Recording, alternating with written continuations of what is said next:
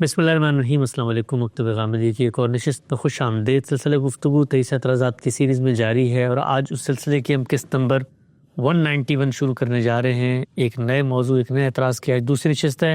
ہم نے آغاز کر دیا تھا اسلام اور ریاست۔ ہم سب بہت شکریہ آپ کے وقت کا۔ ہم سب پہلی نشست میں آپ کا موقف سامنے آ گیا کہ اسلام ریاست اور سیاست سے متعلق، نظم اجتماعی سے متعلق، حکومتوں سے متعلق، معاشرے سے متعلق کوئی احکامات دیتا ہے۔ پوری فہرست آپ نے پڑھ کے سنائی تھی اور اپنا نقطہ نظر واضح کیا تھا۔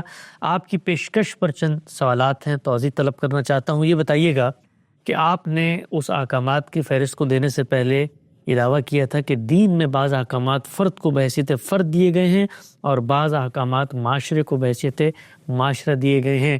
پوچھنا میں آپ سے چاہتا ہوں، یہ جو تقسیم آپ نے کی ہے اس کی بناء استدلال کیا ہے، اور کیا اس تقسیم کو ہمارا ماضی کا علم، امت کے جل قدر علماء اور فقہا تسلیم کرتے ہیں؟ میں اس میں متفرد نہیں ہوں، مسلمانوں کا پورا علم اس کو اسی طرح تسلیم کرتا ہے۔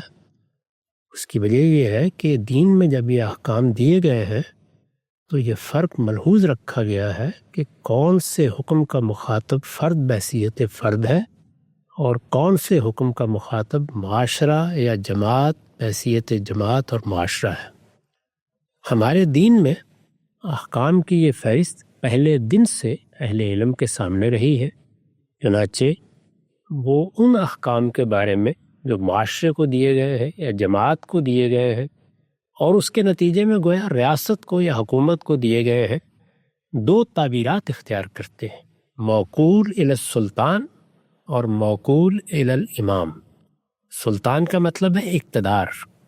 امام ہمارے ہاں مسلمانوں کے حکمران کے لیے ہماری فقہ کی یا ہمارے علم کی اصطلاح ہے، ٹھیک، اور بالعموم علمی مباحث میں یہی اصطلاح استعمال بھی ہوتی ہے۔ اس سے ان کا مقصد یہ ہوتا ہے کہ وہ یہ بتائیں کہ یہ وہ معاملات ہیں جن کا فرد سے کوئی تعلق نہیں ہے۔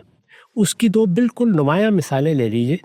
جہاد کے بارے میں ہر آدمی یہ جانتا ہے کہ اس کا فیصلہ میں یا آپ نہیں کر سکتے، مسلمانوں کا کوئی گروہ یا ان کی کوئی جماعت نہیں کر سکتی۔ مسلمان بحیثیت جماعت یعنی پوری جماعت اگر اپنا کوئی نظم اجتماعی رکھتی ہے تو وہ نظم اجتماعی یا وہ حکومت یا ہماری اصطلاح کے مطابق ارباب حل و عقد جس کا فیصلہ کریں گے، یہ معاملہ ان کے سپرد ہے۔ ان کو طے کرنا ہے کہ اس وقت جہاد کیا جا سکتا ہے، ان کو طے کرنا ہے کہ اس وقت جہاد فرض ہو گیا ہے، ان کو طے کرنا ہے کہ اس وقت اس کے لیے کیا اقدام کرنا ہے اور کیا اقدام نہیں کرنا۔ مسلمانوں کا کام یہ ہے کہ وہ اس معاملے میں اپنے نظم اجتماعی کے فیصلے کی پیروی کریں۔ ٹھیک، یہی صورتحال ہر آدمی جانتا ہے حدود کی ہے۔ یعنی ہمارے ہاں ہمارے دین میں چند جرائم ہیں جن کی سزائیں اللہ تعالیٰ نے خود مقرر فرمائی ہیں۔ اس وقت ان پر بحث کا موقع نہیں ہے کہ ان کی نوعیت کیا ہے۔ بہرحال ان سزاؤں سے متعلق بھی مسلمانوں کا پورا علم یہ مانتا ہے کہ یہ میرا، آپ کا یا کسی مسلمان کا کام نہیں ہے کہ وہ دیکھے کہ یہاں بدکاری ہوئی ہے تو سزا کا نفاذ کر دے، دیکھے کہ یہاں چوری ہوئی ہے تو کسی آدمی کا ہاتھ کاٹ دے۔ یہ ذمہ داری مسلمانوں کے نظم اجتماعی کی ہے، یہ اسی کا حق ہے، اور یہ ذمہ داری اس پر ڈالنے کے بعد اسے ہی مکلف ٹھہرایا گیا ہے کہ وہ اس کو ادا کرے، اور اسی کو تحدید کی گئی ہے کہ اگر وہ اللہ کے حکم کی پیروی نہیں کرتے تو اس کے نتیجے میں وہ اللہ کے ہاں ظالم اور فاسق قرار پائیں گے۔ یہ سب چیزیں مسلمانوں کا پورا علم بیان کرتا ہے، اس کے بارے میں ضروری ہدایات دیتا ہے، اس کے حدود و شرائط میں ان سب چیزوں کا ذکر کرتا ہے، اور ان کے بارے میں یہی کہتا ہے کہ یہ موقول للسلطان ہے، یعنی مسلمانوں کے اقتدار کے سپرد ہے۔ اور بھی مثالیں دی جا سکتی ہیں۔ میں خاص حدود کے بارے میں آپ کے سامنے مسلمانوں کے ایک جلیل القدر عالم ابو بکر جساس کی عبارت رکھ دیتا ہوں، وہ اس کو کس طرح سے بیان کرتے ہیں۔ یہ احکام القرآن کی عبارت 3 جلد ہے، 283 صفحہ ہے۔ وہ لکھتے ہیں: وَقَدْ عَلِمَ مَنْ قَرَأَ سَمَعُ هَذَا الْخِطَابِ مِنْ أَهْلِ الْعِلْمِ أَنَّ الْمُخَاطَبِينَ بِذَلِكَ هُمُ الْأَئِمَّةُ دُونَ عَامَّةِ النَّاسِ فَكَانَ تَقْدِيرُهُ فَلْيَقْطَعِ الْأَئِمَّةُ وَالْحُكَّامُ أَيْدِيَهُمَا وَلْيَجْلِدْهُمَا الْأَئِمَّةُ وَالْحُكَّامُ۔ اس کا ترجمہ ہے: اہل علم میں سے جو شخص بھی اس خطاب کو سنتا ہے. کون سا خطاب؟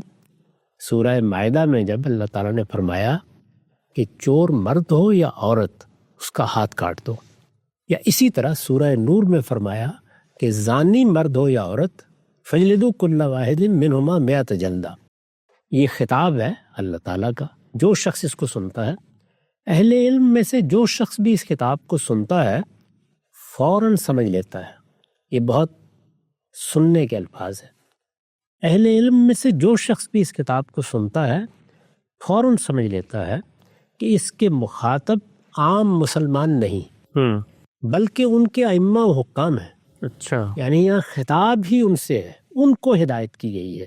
اس کو اگر علم کی زبان میں بیان کریں تو اس کا مطلب یہ ہوگا کہ یہاں خطاب جماعت کو ہے. قوم کو بحیثیت قوم ہے، جماعت کو بحیثیت جماعت ہے، امت کو بحیثیت امت ہے. اور ظاہر ہے کہ قوم، جماعت، امت اپنا ایک نظم قائم کرے گی. اس کا نتیجہ کیا ہوگا؟ مخاطب ارباب حل وقت ہو جائیں گے. ارباب حل وقت یعنی وہی جن کو ہم ائمہ و حکام کہتے ہیں. چنانچہ اس میں مثال کے طور پر تقدیر کلام ہی یہ مانی جاتی ہے، بس چاہیے کہ امراء و حکام ان کے ہاتھ کاٹ دیں اور چاہیے کہ امراء و حکام ان کی پیٹھ پر تازیانے برسا دیں. تو یہ دونوں جگہ انہوں نے یہ بتایا کہ اگرچہ یہی کہا گیا ہے کہ اہل ایمان یہ کام کریں، لیکن اہل ایمان کو بحیثیت فرد نہیں کہا گیا، بحیثیت جماعت کہا گیا ہے. اس کے لازمی نتیجے کے طور پر یہاں تقدیر کلام یہی ہے. یعنی اگرچہ یہ بات الفاظ میں بیان نہیں ہوئی لیکن یہ مقدر ہے اور مسلمانوں کا علم اس کو اسی طرح سمجھتا ہے. ٹھیک. اسی ذیل میں یہ بھی دیکھا ہوگا کہ ہمارے ہاں ایک فرض کفایہ کی اصطلاح استعمال ہوتی ہے. فرض کفایہ کا کیا مطلب ہے؟ یعنی نماز مجھ پر فرض ہے، آپ پر بھی فرض ہے، روزہ مجھ پر فرض ہے، آپ پر بھی فرض ہے، ہر مسلمان کو نماز پڑھنی ہے، ہر مسلمان کو روزہ رکھنا ہے. پھر یہ فرض کفایہ کیا ہے؟ یہ اصطلاح بھی اصل میں اسی مدعا کے لیے وضع کی گئی ہے. اس سے مقصود کیا ہے؟ اس سے مقصود یہ ہے کہ ہمارے دین میں بعض ایسے فرائض بھی ہیں جن میں فرد کو بحیثیت فرد مکلف نہیں ٹھہرایا گیا بلکہ جماعت کو مخاطب کیا گیا ہے. اس کی ایک بڑی سادہ مثال لیجئے، نماز جنازہ. ہر مسلمان جانتا ہے کہ نماز جنازہ کے بارے میں بتایا جاتا ہے یہ فرض کفایہ ہے. ٹھیک. یعنی گھر کے لوگوں میں سے بھی اگر کوئی آدمی کسی وجہ سے شامل نہیں ہو سکا، آدمی دنیا سے رخصت ہو گیا ہے، تو یہ نہیں ہے کہ اس نے اللہ تعالیٰ کے عائد کردہ ایک فریضے کی خلاف ورزی کر دی ہے. اس کے پاس کوئی عذر ہو سکتا ہے. اس موقع پر اگر لوگ جمع ہو گئے، محلے کے لوگ جمع ہو گئے، خاندان کے لوگ جمع ہو گئے، مسلمانوں کی کوئی جماعت جمع ہو گئی ہے، مسلمانوں کے حکمرانوں نے اہتمام کر دیا ہے اور جنازہ پڑھا گیا ہے، تو یہ کفایت کرے گا. یعنی اللہ تعالیٰ کے ہاں اس کے لیے سب لوگ اپنی انفرادی حیثیت میں مخاطب ہی نہیں تھے کہ ادھر ایک مسلمان بھائی دنیا سے رخصت ہوا، وہ مراکش سے انڈونیشیا تک سب کے سب مکلف ہو گئے کہ اس کا جنازہ پڑھے. سب کے سب مکلف نہیں ہوئے، تو اس وجہ سے یہ فرض کفایہ ہے. اس میں بھی یہی بتایا جا رہا ہے کہ بہت سے احکام ایسے ہیں جن کا تعلق ریاست سے ہے، حکومت سے ہے، ائمہ و حکام سے ہے، یا مسلمانوں کی جماعت اور ان کے معاشرے سے. تو اس طرح سے مسلمانوں کے پورے علم نے اس فرق کو ہمیشہ ملحوظ رکھا ہے. کسی ایک حکم کے بارے میں یا اوامر و نواہی میں سے کسی ایک چیز کے بارے میں یا دو چیزوں کے بارے میں اختلاف ہو سکتا ہے کہ اس کو ادھر رکھنا ہے یا ادھر رکھنا ہے. یہ اختلافات تو ہر جگہ ہوتے ہیں، لیکن یہ تقسیم ایک مسلمہ چیز ہے، اس سے کسی کو اختلاف نہیں. ایسا نقطہ واضح ہو گیا کہ ہمارا علم اس تقسیم کو قبول کرتا ہے، اس کے شواہد بھی سامنے آ گئے. اس سے پہلے کہ میں آگے بڑھوں، ایک توضیحی نقطہ اسی موقف پر میں پوچھنا چاہتا ہوں. جس طرح امام جساس نے لکھا بھی کہ اہل علم اس کو پڑھتے ہی جان لیتے ہیں کہ یہ حکم جو ہے معاشرے سے متعلق ہے یا حکام سے متعلق ہے. پوچھنا میں آپ سے چاہتا ہوں کہ یہ جو دین نے احکامات دی، ان کی فہرست آپ نے بیان کی ہے، اس کی کوئی سائنس ہے کہ جس سے پتہ چل سکے؟ کیونکہ بظاہر تو قرآن مجید خطاب کر رہا ہے تو لوگ تو اس حکم کی نوعیت سے اس چیز کو طے کر لیں گے کہ ہم سے مخاطب ہیں، یہ قرآن مجید نظم اجتماعی سے مخاطب ہے. لیکن کچھ چیزیں تو عملاً اللہ کے پیغمبر نے کر کے بھی دکھا دی، تو اس سے تو وہ واضح ہو جاتا ہے کہ کون سی چیز نظم اجتماعی میں رکھنی ہے، اس لیے کہ پیغمبر خود اس کو لیڈ کر رہا ہے اور نظم اجتماعی سے متعلق احکامات پر عمل درآمد کر کے بتا رہا ہے. دونوں چیزیں فیصلہ کن ہو جاتی ہیں. جب ہم کسی کتاب کو پڑھتے ہیں اور اس میں لوگوں سے خطاب کیا گیا ہو تو پہلا ہی سوال یہ پیدا ہوگا، اور یہ کسی بھی کتاب کو پڑھنے والا یا کسی بھی کلام کو پڑھنے والا لازماً طے کرے گا کہ یہاں خطاب جماعت سے بحیثیت جماعت ہے، قوم سے بحیثیت قوم ہے، یا فرد سے بحیثیت فرد ہے۔ ہر جملے کے بارے میں جہاں مخاطبت کا اسلوب ہو یہ طے کرنا ضروری ہوتا ہے۔ چنانچہ سیاق سباق سے یہ بات واضح ہو جاتی ہے۔ اگر سیاق و سباق میں کوئی قرینہ موجود نہ ہو تو نوعیت معاملہ واضح کر دیتی ہے۔ یہاں نوعیت معاملہ سے استدلال کیا ہے قاضی ابو بکر جساس نے کہ یہ احکام اپنی نوعیت کے لحاظ سے بتا رہے ہیں کہ فرد ان کا مخاطب نہیں ہو سکتا۔ اس کے بعد مسلمانوں کی یہ بڑی خوش قسمتی ہے کہ ان کے پیغمبر کو اقتدار حاصل ہوا، ایک باقاعدہ نظم اجتماعی قائم ہوا، اور اس نظم اجتماعی میں ان احکام پر عمل کیا گیا۔ اس سے ہر شخص پر واضح ہو گیا کہ ان احکام کا تعلق افراد سے نہیں ہے۔ نظم اجتماعی کی ذمہ داری پیغمبر کے پاس ہو تو وہ فیصلہ کرے گا، اور پیغمبر کے کسی جانشین کے پاس ہو تو وہ فیصلہ کرے گا، مسلمانوں کے کسی حکمران کے پاس ہو تو وہ فیصلہ کرے گا۔ اسی کو پھر ہماری فقہ نے موکول الی السلطان یا موکول الی الامام کی تعبیرات سے واضح کیا، اور اسی کو یہاں وہ اس طریقے سے واضح کر رہے ہیں کہ یہاں تقدیر کلام ہی یہ ہے کہ ائمہ حکام اس حکم پر عمل کریں۔ ایک نقطہ واضح ہو گیا۔ اگر ہم سب یہ بیان کیجیے گا کہ یہ جو تقسیم ہمارے سامنے آتی ہے جس کو آپ نے بیان کیا اور ہمارا علم بھی اس کو قبول کرتا ہے، ایک عقلی سوال اس موقع پر اس کی توضیح میں پوچھنا چاہتا ہوں کہ یہ تقسیم تو بتاتی ہے کہ ہر وقت ایک معاشرہ قائم ہوگا، وہاں نظم ریاست قائم ہوگا، مسلمانوں کی حکومت ہوگی جنہوں نے ان پر عمل درآمد کرنا ہے۔ اگر یہ صورتحال نہ ہو مثال کے طور پر، خود قرآن مجید نے بتایا بنی اسرائیل کے بارے میں کہ وہاں پر صورتحال نہیں تھی، تو پھر کیا وہاں پر نظم اجتماعی سے متعلق احکامات معطل ہو جاتے ہیں، دیے نہیں جاتے، یا ان پہ عمل درآمد کیسے ہوتا ہے؟ ایسا ہی ہوگا۔ اس بات کو بھی اللہ تعالیٰ نے واضح کر دیا ہے۔ یہ احکام دیے ہی اس وقت گئے جب مسلمانوں کا نظم اجتماعی وجود میں آ گیا، یہ مکہ میں نہیں دیے گئے۔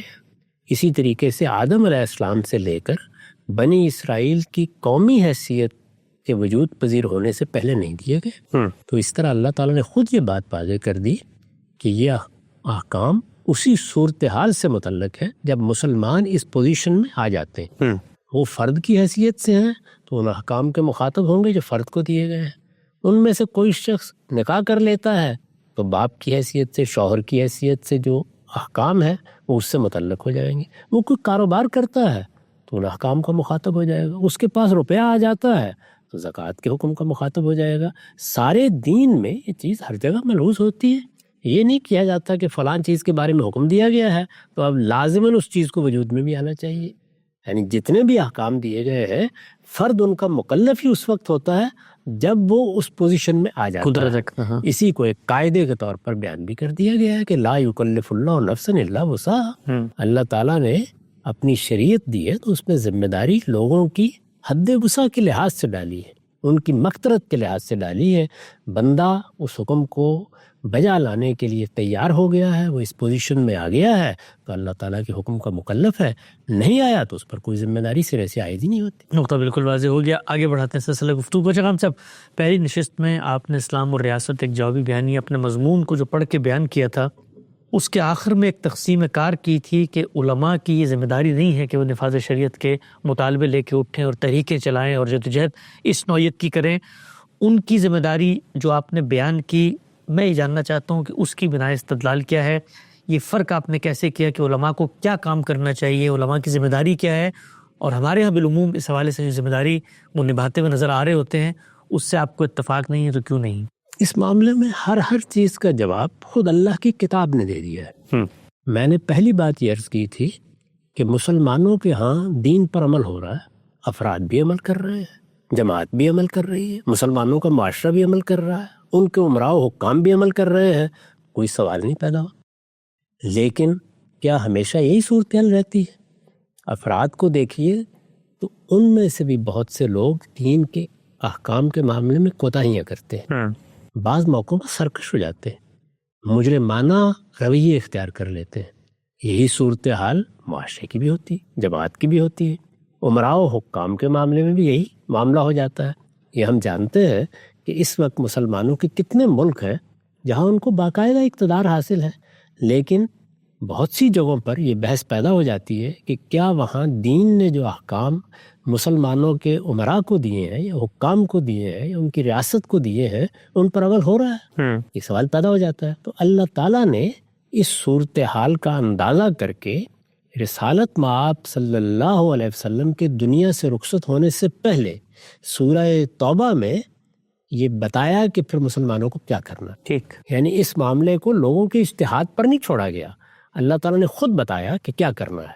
تو اس میں پہلی بات یہ بتائی کہ ان کے اندر سے کچھ لوگ نکلے وہ دین کا صحیح علم حاصل کریں، یعنی کیونکہ دین کے حوالے سے لوگوں کو متنبع کرنا ہے، دین کے حوالے سے اصلاح کی ذمہ داری انجام دینی ہے، تو یہ کسی ایسے شخص کو آگے بڑھ کر انجام نہیں دینی چاہیے جو اندھا راہ بتانے والا بن جائے، بلکہ وہی لوگ اس کے لیے اٹھیں جو دین کی بصیرت رکھتے ہوں۔ چنانچہ اس کے لیے قرآن مجید نے تفقہ فی الدین کی اصطلاح استعمال کی ہے، پھر اس کی ایک ایک پہلو کو واضح کیا، انہیں کام کیا کرنا ہے، انہیں یہ کام کہاں کرنا ہے، اس کام کا ہدف کیا ہونا چاہیے، اس کا مقصد کیا ہونا چاہیے، اس کا نصب العین کیا ہونا چاہیے، یہ سب باتیں بیان کی ہیں۔ میں اپنی کتاب میزان سے وہ حصہ آپ کو پڑھ کے سنا دیتا ہوں جہاں میں نے یہ بحث تفصیل کے ساتھ کی ہے، اس میں ایک ایک چیز واضح ہو جائے گی۔ میری کتاب میں قانون دعوت کے زیر عنوان ایک مضمون ہے یا ایک باب ہے، اس میں علماء کی دعوت زیر بحث آئی ہے۔ قرآن مجید کی آیت میں نے وہاں نقل کی ہے، یہ سورہ توبہ کی آیت 122 ہے۔ آیت یہ ہے وَمَا كَانَ الْمُؤْمِنُونَ لِيَنْفِرُوا كَافَّةً فَلَوْلَا نَفَرَ مِنْ كُلِّ فِرْقَةٍ مِّنْهُمْ طَائِفَةٌ لِيَتَفَقَّهُوا فِي الدِّينِ وَلِيُنذِرُوا قَوْمَهُمْ إِذَا رَجَعُوا إِلَيْهِمْ لَعَلَّهُمْ يَحْذَرُونَ۔ اس کا ترجمہ ہے یہ تو ممکن نہیں تھا کہ مسلمان سب کے سب نکل کھڑے ہوتے، یعنی یہ پہلے ہی جملے سے واضح کر دیا کہ یہاں جو ذمہ داری ڈالی جا رہی ہے وہ سب مسلمانوں سے متعلق نہیں ہے، یعنی ہر مسلمان بحیثیت مسلمان یا بحیثیت فرد اس کا مخاطب نہیں ہے۔ یہ تو ممکن نہیں تھا کہ مسلمان سب کے سب نکل کھڑے ہوتے، مگر ایسا کیوں نہ ہوا کہ ان کے ہر گروہ میں سے کچھ لوگ نکلتے، ہر گروہ میں سے کچھ لوگ نکلتے۔ یہ وہی چیز ہے فرض کفایہ کہتے ہیں۔ ان کے ہر گروہ میں سے کچھ لوگ نکلتے تاکہ دین میں بصیرت پیدا کرتے۔ دیکھیے یہ وہی بات ہے، لا یکلف اللہ نفسا الا وسعہا، اللہ تعالیٰ ذمہ داری نہیں ڈالتا۔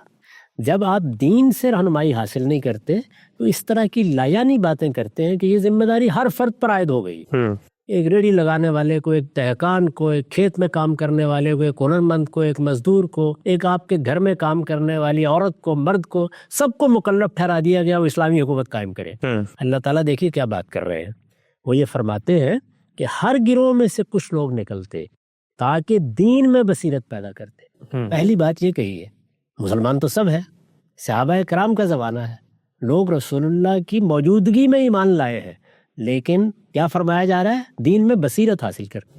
اس میں جو الفاظ ہیں لیتفقہوا فی الدین، یعنی دین کو جانتے جس طرح کے جاننے کا حق ہے، دین کو سمجھتے جس طرح کے اس کو سمجھنے کا حق ہے، اس میں ادنا درجے کی کوتاہی بھی نہیں ہونی چاہیے۔ دین کا عالم بننے کے لیے جتنی چیزیں ضروری ہیں وہ سب اختیار کی جائیں تاکہ سچی بصیرت پیدا ہو، تاکہ دین میں بصیرت پیدا کرتے اور اپنی قوم کے لوگوں کو، دیکھیے اپنی قوم کے لوگوں کو، یعنی یہ نہیں ہے کہ جہاں تہاں جا کے یہ دولت بانٹنا شروع کر دیں، اور اپنی قوم کے لوگوں کو ان کے ان رویوں پر خبردار کرتے۔ یہ رویے کیا ہیں؟ وہی یعنی فرد دین سے بیگانگی اختیار کر رہا ہے، فرد کے ہاں دین میں کوتاہی ہو رہی ہے، فرد دین سے سرکشی اختیار کر رہا ہے، جماعت کر رہی ہے، اسی طریقے سے مسلمانوں کے حکمران کر رہے ہیں، اور اپنی قوم کے لوگوں کو ان کے ان رویوں پر خبردار کرتے۔ کیا کرتے؟ خبردار کرتے، انذار کرتے۔ یعنی یہ نہیں ہے کہ مطالبے لے کے اٹھ کھڑے ہوں، احتجاج کرنے کے لیے اٹھ کھڑے ہوں، نہیں، خبردار کرتے، یعنی دین کے حوالے سے، دین بتا کر، دین کا حکم سنا کر، دین کی وعید ان کے سامنے رکھ کے، اللہ کی کتاب کا حوالہ دے کر، کیونکہ وہ علم رکھتے ہیں تو ان کو خبردار کرتے۔ جب ان کی طرف لوٹتے یعنی دین کا علم حاصل کرنے کے بعد یہ بتایا کہ پہلے دین کا علم حاصل کرو آ کر، اس کے بعد جب تم دین کے سچے عالم بن جاؤ تو پھر کرو یہ کام، اس لیے کہ وہ خدا کی گرفت سے بچتے۔ یعنی وہاں ہدف کیا ہے؟ یہ کہ لوگ خدا کی گرفت سے بچے، وہی آخرت، اسی کو نصب العین بنایا اور یہ بتایا کہ اسی کو سامنے رکھ کر یہ کام کرنا ہے۔ یہ میں نے کچھ ضروری وضاحت کر دی، لیکن یہ معاملہ چونکہ بہت اہم ہے تو آپ وہ پورا باب سنیے۔ جی، میں نے لکھا ہے دعوت کا یہ حکم علماء کے لیے، دعوت کا یہ حکم یعنی دعوت دین کی مجھے بھی دینی ہے، آپ کو بھی دینی ہے، لیکن یہ حکم علماء کے لیے ہے۔ اللہ تعالیٰ نے فرمایا ہے کہ سب مسلمانوں کے لیے تو یہ ممکن نہیں ہے، لیکن ان کی ہر جماعت میں سے کچھ لوگوں کو لازماً اس مقصد کے لیے نکلنا چاہیے کہ وہ دین کا علم حاصل کریں اور اپنی قوم کے لیے نذیر بن کر اسے آخرت کے عذاب سے بچانے کی کوشش کریں، آخرت کے عذاب سے بچانے کی کوشش کریں۔ ہدف یہ ہے۔ سورہ توبہ کی اس آیت پر غور کیجئے تو اس سے پہلی بات یہ معلوم ہوتی ہے کہ دعوت کا جو حکم اس میں بیان ہوا ہے اس کا مکلف اللہ تعالیٰ نے ہر مسلمان کو قرار نہیں دیا، یعنی پہلا جملہ یہ بتا رہا ہے، ہاں، اس کا مکلف اللہ تعالیٰ نے ہر مسلمان کو قرار نہیں دیا۔ آیت کی ابتدا ہی اس جملے سے ہوئی ہے کہ سب مسلمانوں کے لیے تو یہ ممکن نہ تھا کہ وہ اس کام کے لیے نکل کھڑے ہوں، یعنی کسی مسلمان کو اپنی روزمرہ کی زندگی کے مسائل حل کرنے کے لیے پورا دن لگا دینا ہے، کسی نے جا کر کھیت میں کام کرنا ہے، کسی نے سائنس کے میدان میں کوئی خدمت انجام دینی ہے، کسی نے تعلیم و تدریس کے لیے اپنے آپ کو وقف کرنا ہے۔ یہ اللہ تعالیٰ کی بنائی ہوئی دنیا ہے، یہاں ہر شخص پر یہ ذمہ داری نہیں ڈالی جا سکتی، تو فرمایا کہ کچھ لوگ کریں۔ آیت کی ابتدا ہی اس جملے سے ہوئی ہے کہ سب مسلمانوں کے لیے تو یہ ممکن نہ تھا کہ وہ اس کام کے لیے نکل کھڑے ہوں۔ یہ ظاہر ہے کہ ایک بدیہی حقیقت ہے، سب لوگ نہ ایک جیسی صلاحیت لے کر پیدا ہوئے ہیں اور نہ اس دنیا میں ایک جیسے مواقع انہیں حاصل ہوتے ہیں۔ دین کا عالم بن کر اپنی قوم کو انذار کیا جائے، اس کی توقع ہر مسلمان سے نہیں کی جا سکتی۔ چنانچہ اللہ تعالیٰ نے یہ بات اس آیت میں صاف واضح کر دی ہے کہ تمام مسلمانوں کو نہیں بلکہ ان کے ہر گروہ میں سے چند لوگوں کو اس کام کے لیے نکلنا چاہیے۔ دوسری بات یہ معلوم ہوتی ہے کہ جو لوگ اس کام کے لیے نکلنے کا حوصلہ کرے ان کے لیے ضروری ہے کہ پہلے دین کا گہرا علم حاصل کریں۔ اس کے لیے آیت میں لِیَتَفَقَّهُوا فِی الدِّین کے الفاظ استعمال ہوئے ہیں۔ اس کے معنی یہ ہے کہ وہ دین میں بصیرت پیدا کریں، اس کے فہم سے بہرہ مند ہوں اور اس کی حقیقتوں کو سمجھیں۔ لوگوں کے لیے اندھے راہ بتانے والے بن کر نہ اٹھیں، بلکہ اٹھنے سے پہلے دین کو اس طرح جان لیں جس طرح کہ اسے جاننے کا حق ہے۔ یہ چیز یعنی یہ بصیرت، یہ تفقع، یہ فہم، یہ چیز رسول اللہ صلی اللہ علیہ وسلم کے بعد اب قرآن و سنت سے براہ راست تعلق پیدا کرنے ہی سے حاصل ہو سکتی ہے۔ چنانچہ یہ ضروری ہے کہ اس کام کے لیے اٹھنے والے قرآن و سنت کے علوم میں گہری بصیرت پیدا کرے تاکہ پورے اعتماد کے ساتھ وہ لوگوں کے سامنے دین کی شرح و وضاحت کر سکے۔ یہ دوسری بات۔ تیسری بات یہ معلوم ہوتی ہے کہ دین کا علم حاصل کر لینے کے بعد، یعنی انہوں نے دین میں تفقع پیدا کر لیا، اس کا باقاعدہ علم حاصل کر لیا، اس میں بصیرت پیدا کر لی، اب کیا کرنا ہے؟ تیسری بات یہ معلوم ہوتی ہے کہ دین کا علم حاصل کر لینے کے بعد دعوت کی جو ذمہ داری انہیں ادا کرنی ہے، کیا ذمہ داری ہے ان پر؟ اٹھ کے ایک سیاسی جماعت بنائیں، اٹھ کے انقلاب کے نعرے لگائیں۔ دعوت کی جو ذمہ داری انہیں ادا کرنی ہے وہ اپنی نوعیت کے اعتبار سے انذار اور صرف انذار ہے۔ اس کو خود قرآن نے واضح کر دیا ہے، یعنی اس آیت میں تو معلوم ہوتا ہے کہ ایک ایک مرحلے کی نشاندہی کر دی ہے، تاکہ جس طرح ہمارے ہاں لوگوں نے تبلیغی جماعتیں بنائی ہیں اور سیاسی جماعتیں بنائی ہیں اور اس کو دین کا تقاضا قرار دے دیا ہے، اس کی غلطی ہر شخص پر واضح رہے۔ وہ اپنی نوعیت کے اعتبار سے انذار اور صرف انذار ہے، یعنی یہ کہ حیات اخروی کی تیاریوں کے لیے لوگوں کو بیدار کیا جائے، اس مقصد سے یہ جدوجہد کرنی ہے۔ یہ اگر غور کیجئے تو بین ہی وہی کام ہے جو اللہ کے نبی اور رسول اپنی قوم میں کرتے ہیں۔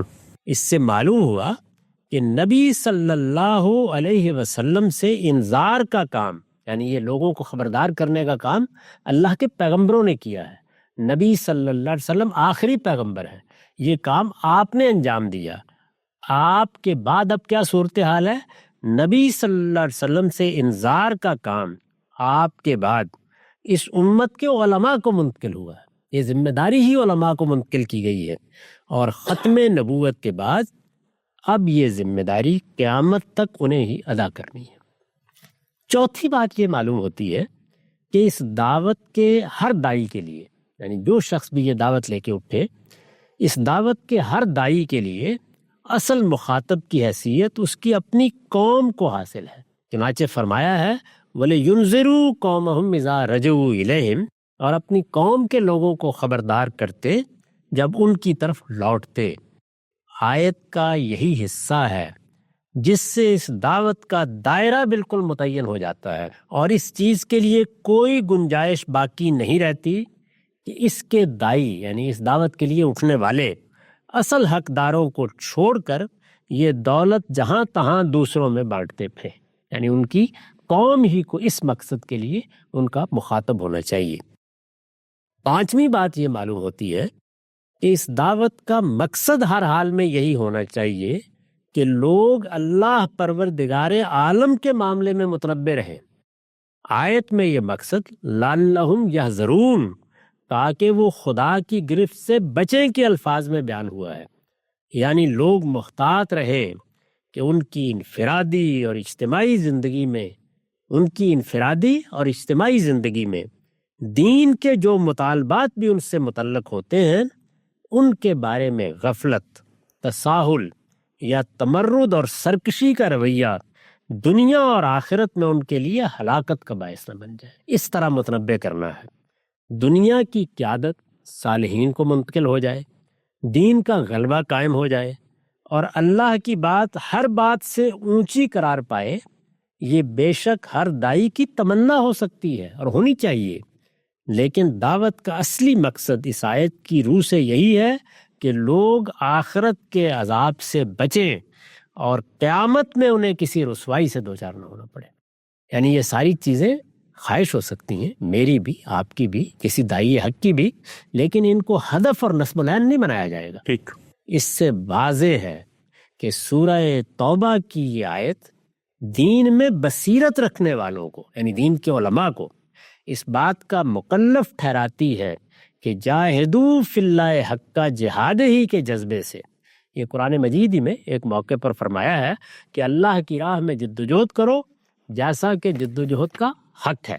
اس سے واضح ہے کہ سورہ توبہ کی آیت دین میں بصیرت رکھنے والوں کو اس بات کا مکلف ٹھہراتی ہے کہ جاہدوا فی اللہ حق جہاد ہی کے جذبے سے وہ اپنی استعداد اور صلاحیت کے مطابق امت کی ہر بستی اور ہر قوم میں اس دعوت کو ہمیشہ زندہ رکھیں۔ وہ اپنی قوم اور اس کے ارباب حل و عقد کو ان کے فرائض اور ذمہ داریوں کے بارے میں پوری دردمندی اور دل سوزی کے ساتھ خبردار کرتے رہیں، ان کے لیے ہر سطح پر دین کی شرح و وضاحت کریں، انہیں ہر پہلو اور ہر سمت سے حق کی طرف بلائیں، اس سے اعراض کے نتائج سے خبردار کریں، اور جب تک زندہ رہیں ان نتائج سے انہیں خبردار کرتے رہیں، یہاں تک کہ ظالم حکمرانوں کا ظلم بھی انہیں اس کام سے باز نہ رکھ سکے۔ دین کے علماء کے لیے یہی سب سے بڑا جہاد ہے جو اس دنیا میں وہ ہمیشہ کر سکتے ہیں۔ یہ میں نے پورے کام کی تفصیل کر دی ہے۔ امت کی تاریخ میں دعوت و عزیمت کے عنوان سے جو کام ہمیشہ ہوتے رہے ہیں ان کا ماخذ در حقیقت یہی آیت ہے۔ اللہ تعالیٰ کا بڑا احسان ہے کہ ہماری تاریخ کا کوئی دور ان لوگوں سے خالی نہیں رہا جو بدعت و ضلالت کے تہ بتہ اندھیروں میں اپنے چراغ کی لو تیز کر کے سرے راہ کھڑے ہو جاتے ہیں اور دنیا کی ہر چیز سے بے نیاز ہو کر لوگوں کو حق کی راہ دکھاتے ہیں۔